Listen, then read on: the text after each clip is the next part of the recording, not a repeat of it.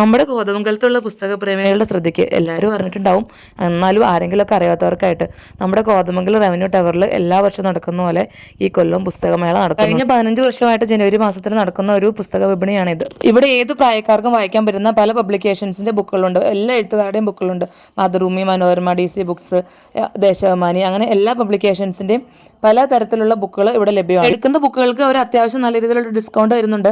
അത് മാത്രമല്ല 1000 രൂപയ്ക്ക് മേളിൽ ബുക്ക് എടുക്കുവാണെങ്കിൽ കുറച്ചുകൂടെ കൂടുതൽ ഡിസ്കൗണ്ട് കിട്ടും. അതുകൂടാതെ അവർ ബുക്ക് വാങ്ങിക്കുന്നവരുടെ പേരെല്ലാം വൈകിട്ട് നറുക്കെടുപ്പ് നടത്തിയിട്ട് അതിൽ നിന്ന് ചെറിയ രീതിയിലുള്ള ഒരു സമ്മാനവും കൊടുക്കുന്നുണ്ട്. വൈകുന്നേരങ്ങളിൽ ചെറിയ രീതിയിലുള്ള കലാപരിപാടികളും സാംസ്കാരിക സമ്മേളനങ്ങളും അവിടെ നടത്തുന്നുണ്ട്. അവിടെ കുറച്ച് ശില്പങ്ങളും ഡിസ്പ്ലേക്ക് വെച്ചിട്ടുണ്ട്. അതുപോലെ തന്നെ ഒരാൾ അവിടെ ലൈവായിട്ട് ശില്പങ്ങൾ കൊത്തി ഉണ്ടാക്കുന്നുമുണ്ട്. പണ്ടൊക്കെ എല്ലാവരും ചെറിയ രീതിയിലെങ്കിലും ബുക്കൊക്കെ വായിക്കുമായിരുന്നു. ഇപ്പോൾ എല്ലാവരും ഈ മൊബൈൽ വന്നതോടുകൂടി ഞാനുൾപ്പെടെ എല്ലാവരും മൊബൈൽ അഡിക്റ്റഡ് ആയി.